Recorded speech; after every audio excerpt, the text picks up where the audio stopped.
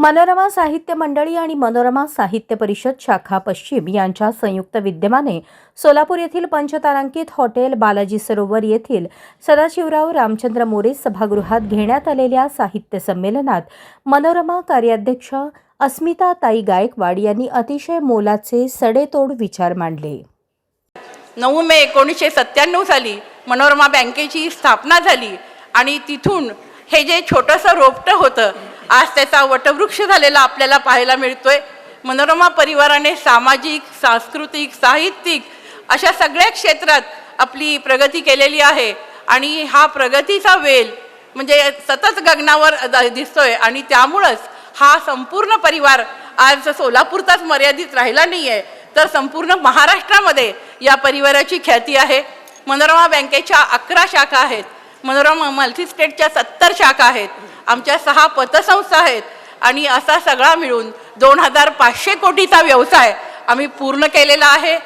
त्याचबरोबर सतत अवर्ग ही मनोरमा परिवाराची खासियत आहे। आमच्या ज्या पण संस्था आहेत परिवाराने मला अभिमानाने सांगावंसं वाटते त्या सगळ्या संस्था अवर्गामध्ये आहेत आणि त्याचबरोबर 0% थकबाकी यामुळे या परिवाराने म्हणजे गेली 7 वर्ष मनोरमा बँके ती 0% आहे आणि हे महाराष्ट्रातलं एकमेव उदाहरण आहे।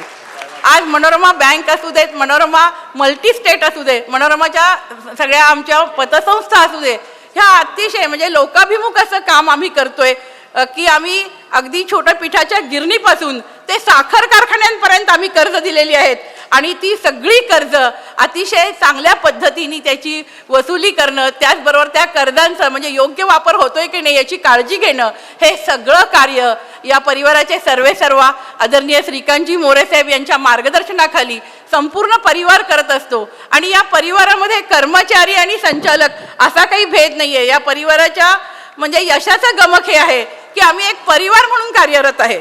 आमच्या कर्मचाऱ्यांनाही एक या परिवारात सामावून घेतलेला आहे साहेबांनी आणि संचालक आणि असा आमचे कर्मचारी असा भेद कुठे नाहीये तर सगळे मिळून एक दिलाने एकजुटीने हा परिवार वाढीसाठी आणि लोकांच्या हितासाठी आम्ही प्रयत्न करतोय।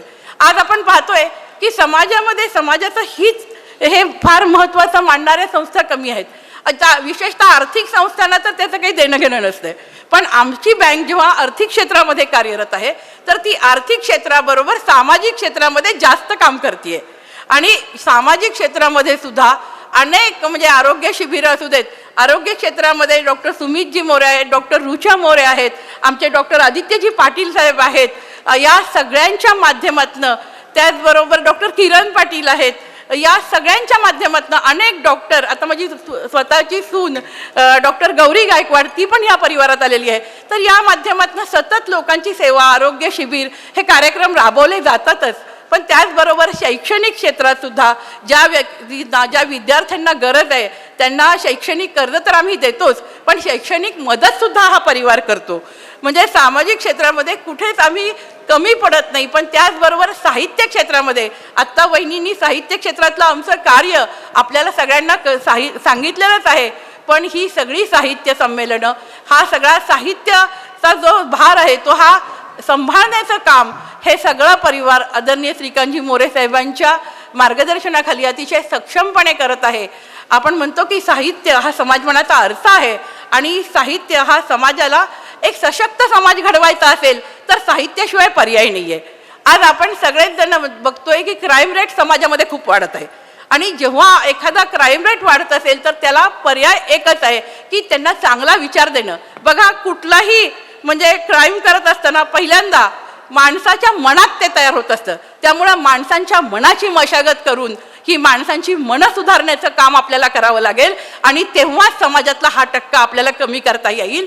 हे ओळखून आदरणीय श्रीकांतजी मोरे साहेबांनी आज आमचे अनेक कर्मचारी आहेत, अनेक आहेत, त्यांना आम्हाला सगळ्यांना यामध्ये सामावून घेतलेलं आहे आणि त्याचा एकच हेतू आहे की या समाजातला क्राईम रेट कमी झाला पाहिजे, समाज सशक्त विचार करून एक चांगला समाज निर्माण झाला पाहिजे, यासाठी आम्ही सतत प्रयत्नशील आहोत।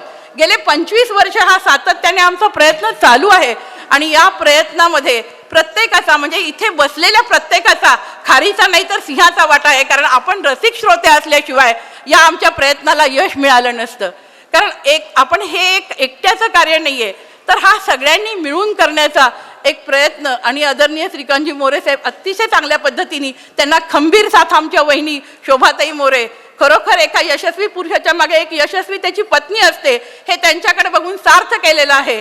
आणि खरोखर यामुळे हा परिवार खूप चांगल्या पद्धतीने करतोय. आपण बघतो की मनोरमा नाव आईचं आहे आणि वहिनी असल्यामुळं आम्हाला पण सगळ्यांना जास्त या परिवारामध्ये संचालिका आम्ही 7 आहोत आणि महिलांना जास्त सन्मान या परिवारामध्ये आहे.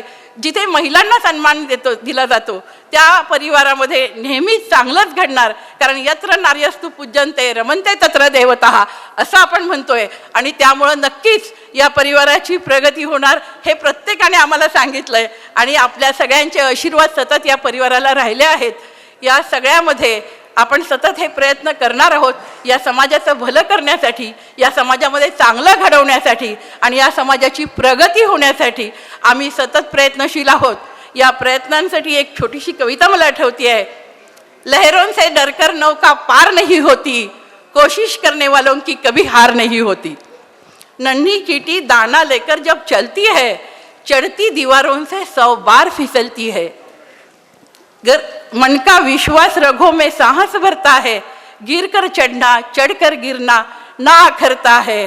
आखिर उसकी मेहनत बेकार नहीं होती, कोशिश करने वालों की कभी हार नहीं होती. डुबकियाँ सिंधु में गोताखोर लगाता है, डुबकियाँ सिंधु में गोताखोर लगाता है, जा जाकर खाली हाथ वापस आता है. मिलते नहीं सहज ही मोती गहरे पानी में, पर मुट्ठी उसकी खाली हर बार नहीं होती. कोशिश करने वालों की कभी हार नहीं होती. अंतिम पद है. असफलता एक चुनौती है, इसे स्वीकार करो. क्या कमी रह गई देखो और सुधार करो. जब तक ना हो सफल नींद चैन को त्यागो तुम, संघर्ष का मैदान छोड़कर मत भागो तुम.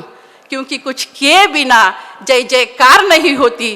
कोशिश करने वालों की कभी हार नहीं होती. कोशिश करने वालों की कभी हार नहीं होती.